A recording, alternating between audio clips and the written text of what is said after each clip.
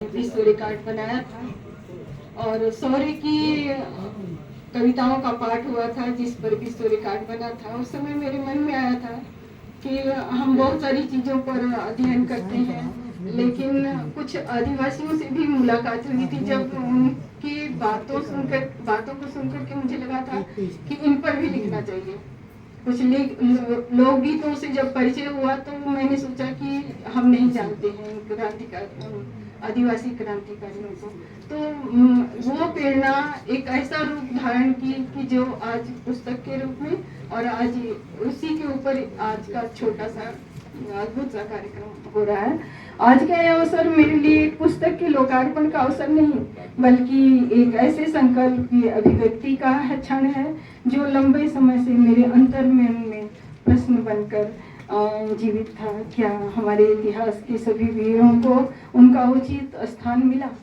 ये सवाल आप लोगों के भी मन में आता होगा, मेरे भी मन में आता था।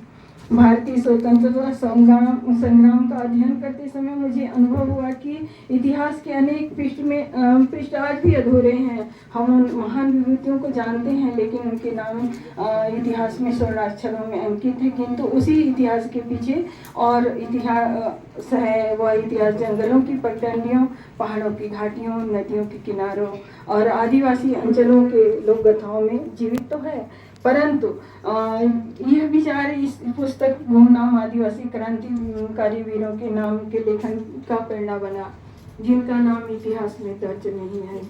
यह पुस्तक केवल एक व्यक्तित्व का परिचय नहीं है, बल्कि उन अमर आत्माओं के प्रति हमारी कृतज्ञ श्रद्धांजलि है जिन्होंने मातृभूमि की रक्षा के लिए अपना सर्वस्व समर्पित कर दिया था, लेकिन इतिहास में वह स्थान नहीं मिला जिसके वे वास्तविक अधिकारी थे। और हमारे देश का आदिवासी समाज सदियों से जंगल, जल और जमीन के साथ आत्मीय संबंध रखता आया है, लेकिन उनकी प्रकृति केवल संसाधन नहीं बल्कि जीवन, संस्कृति, अस्तित्व का आधार रही है।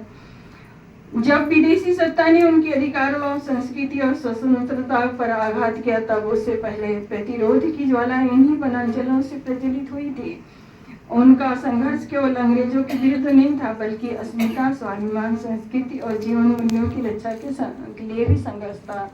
इस पुस्तक में मैंने एक ऐसे अनेक महान क्रांतिकारी वीरों और वीरांगनाओं का उल्लेख किया है जिनकी कथाएं लोक स्मृतियों में आज जीवित हैं, और किंतु इतिहास की मुख्य धारा में उन्हें अपेक्षित स्थान नहीं मिला।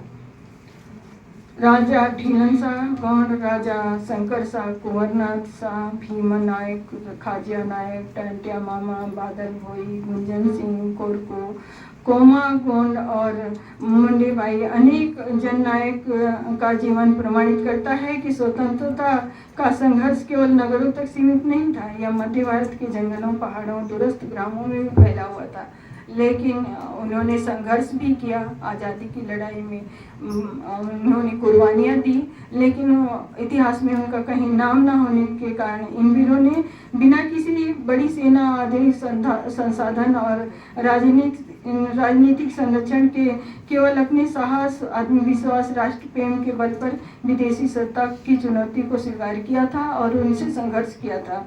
उनका जीवन हमें बताता है कि राष्ट्रभक्ति किसी पद या प्रसिद्धि की मोहताज नहीं है, बल्कि त्याग समर्पण से पहचानी जाती है। बस यही कारण था जो मेरी प्रेरणा का स्रोत बना, जिसके कारण जब मैं शुरू की तो वो एक किताब का रूप धारण कर लिया। लेकिन आज भी मुझे लगता है कि वो जो पूरा लिखना चाहिए उतना तो मैं नहीं लिख पाई हूँ, लेकिन प्रयत्न मेरा रहा है कि जितना मुझे पता चला, चाहे वो लोक कथाओं से, लोकगीतों से या सुनकर, विशेष करके फेसबुक और इंस्टाग्राम और विकिपीडिया वगैरह से मैंने काफ़ी पढ़ा उसको, और उसका निष्कर्ष निकाल करके एक शोध के रूप में लिखा है। मैं नहीं जानती कि पूरा सच कितना है, लेकिन शोध किया है मैंने, मेहनत किया है रात दिन हर एक क्रांतिकारी वनवासी के प्रति जानने की और उनके जीवन के प्रति लिखने की। उसके पीछे मेरा एक उद्देश्य रहा है कि जैसे अभी तक हम सभी क्रांतिकारियों को जानते हैं, उन्हें भी जाने, उनका भी नाम इतिहास में आए। इसी के साथ मैं अपनी वाणी को विराम देती हूँ। धन्यवाद।